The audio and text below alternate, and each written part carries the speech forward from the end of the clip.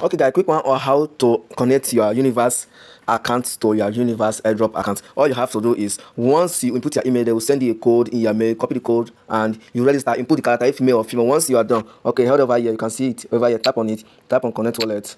Okay, tap on this and copy this code here. There's a code here. Copy the code. Once you copy the code, go over to your biggest wallet. Go over to your biggest wallet, tap on discover and type www.universe. Okay, universe.com. Then search. Once you search, this page will show to you. All you have to do is tap on special events. Hold on for it to load.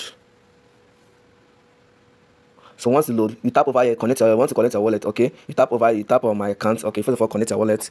So once you connected your wallet, all you have to do is hold on for it to load. Tap over here. Okay, tap on my account. So once you tap on my account, you scroll down.